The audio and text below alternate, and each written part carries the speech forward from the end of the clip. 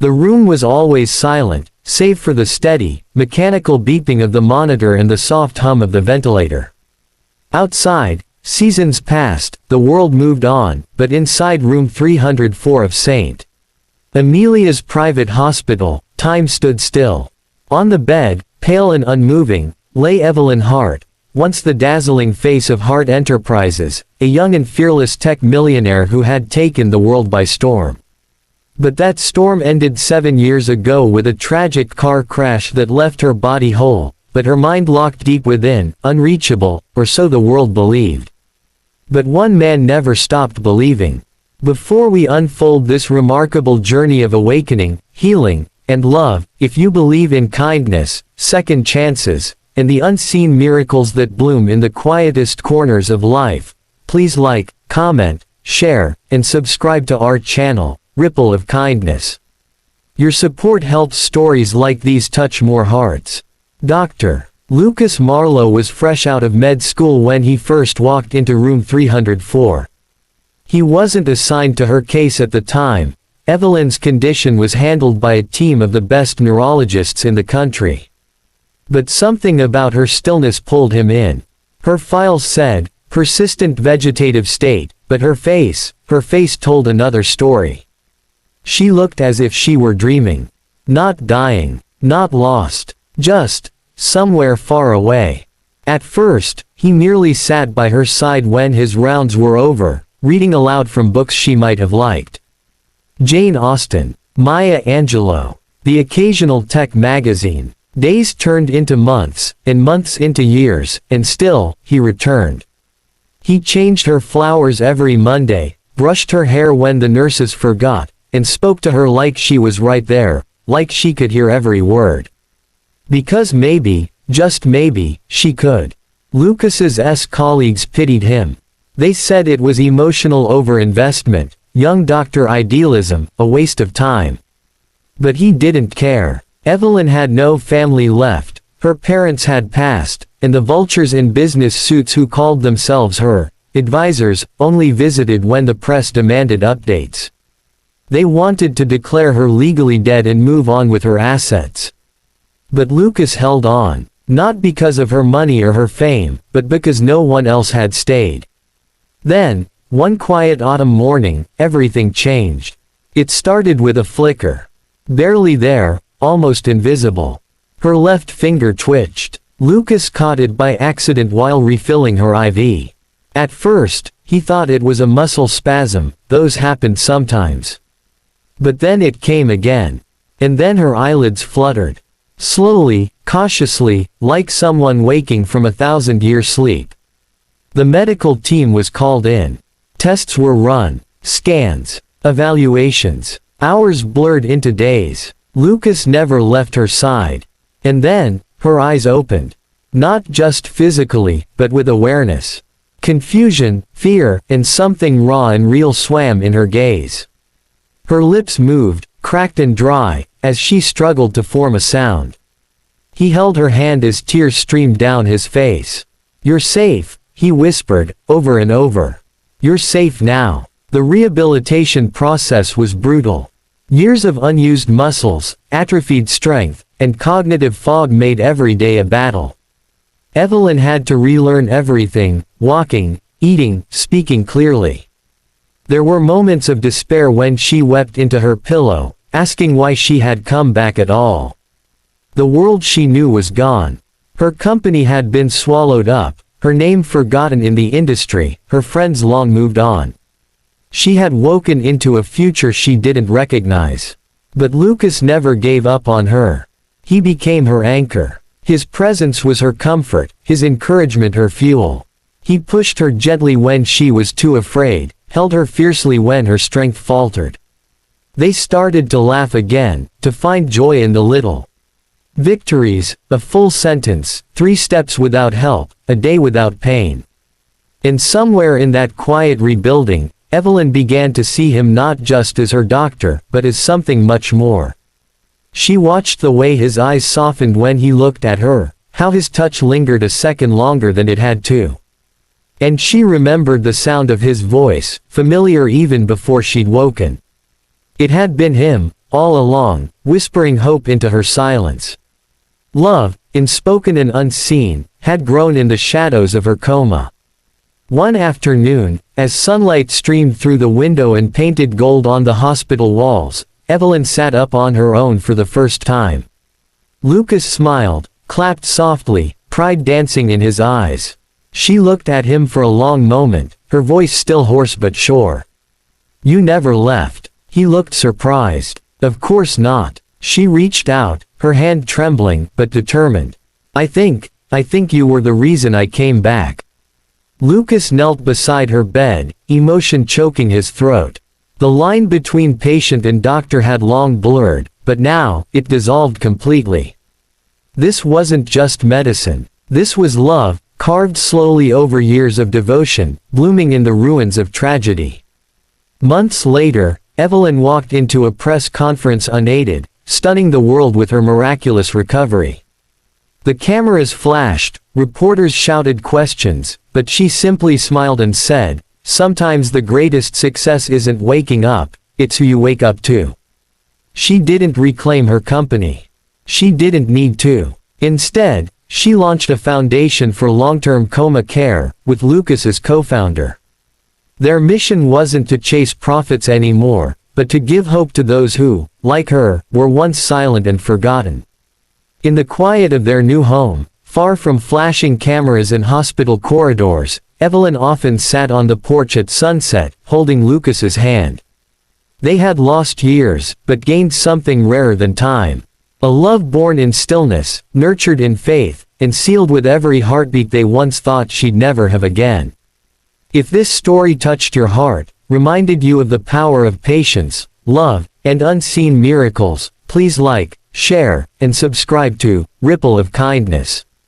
Let someone out there know that second chances are real, and love, even the kind that waits in silence, is worth believing in.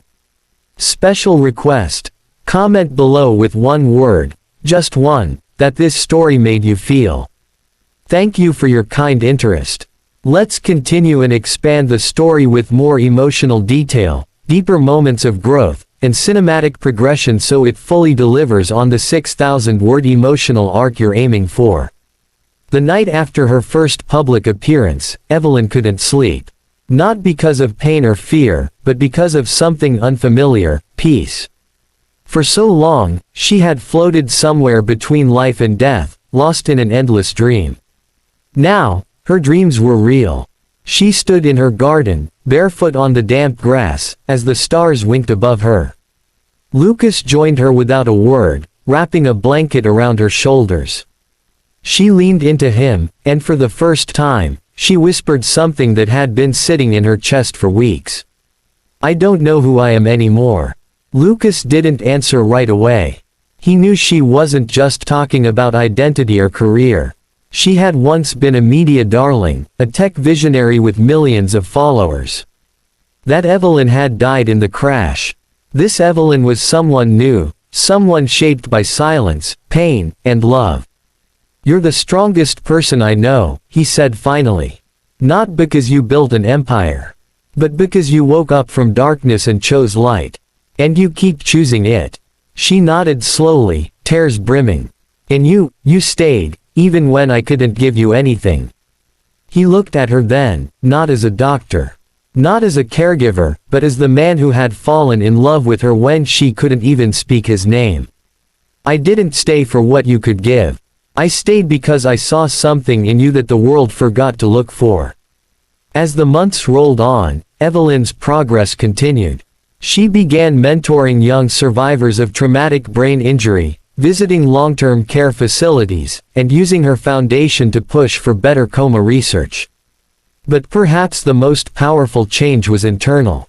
She no longer measured her life by meetings, market growth, or media coverage. She measured it in smiles, in mornings without pain, in sunsets shared with the man who never gave up on her. There were moments, of course, when grief returned. She once stood in front of the building that used to bear her name, now owned by a company she had never heard of. She didn't cry. She simply whispered, "Thank you," to the past, and walked away. Because she had discovered something more profound than success, she had found meaning. Lucas, too, changed. Once an ambitious, rule-bound young doctor, he was now a partner in something far greater than medicine. He had spent his early career chasing approval, promotions, and prestige. But Evelyn had taught him that true healing doesn't happen in charts and prescriptions, it happens in connection.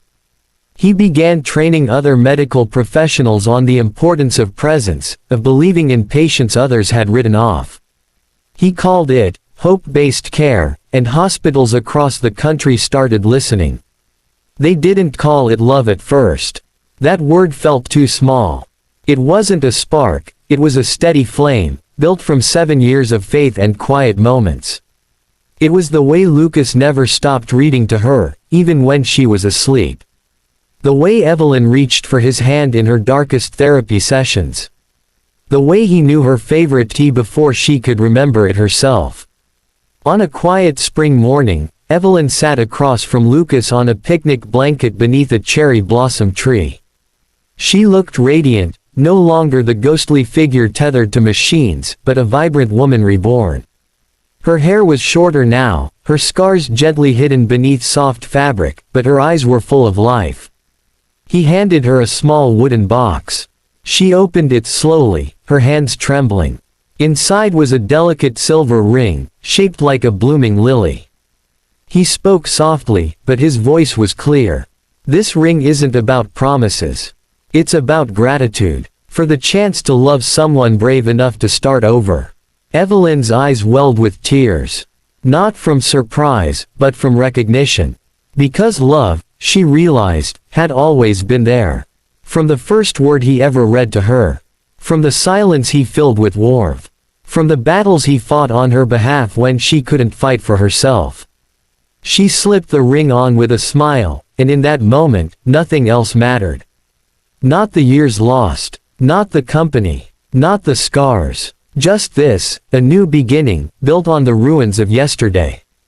They married a year later, in a quiet garden ceremony attended only by close friends, staff from the hospital, and several patients who had once been written off, just like Evelyn.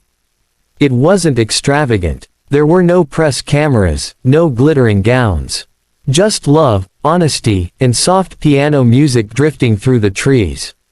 Evelyn walked down the aisle unaided, every step a testament to the strength she'd rebuilt. Lucas cried when he saw her. Later, at the reception, Evelyn gave a short speech. Her voice, once broken and hidden for so long, was now firm and steady. "I don't know why I survived when others didn't," she began. "But I do know this, I came back to life not because of machines, but because of human kindness. Because someone chose to believe I was still in there. And that belief, it healed me." Their story made waves, not because of the millionaire angle, but because of the hope. The simple, profound message that even when all seems lost, love can wait. Love can grow. And love, in its quietest form, can wake the soul. Today, Evelyn and Lucas travel the world together, speaking at medical conferences, survivor groups, and mental health forums. They never dramatize their story, only share it honestly, reminding people that miracles don't always come with flashing lights. Sometimes, they come as a young doctor whispering to a sleeping woman, day after day, never knowing if she'll ever hear him.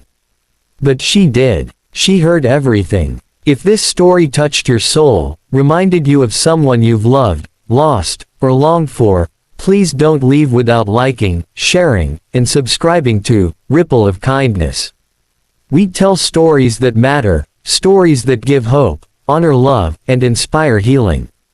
Cherry Blossom special request before you go, comment one word below that describes how this story made you feel. Just one word, but make it honest. Let's create a wave of emotion together.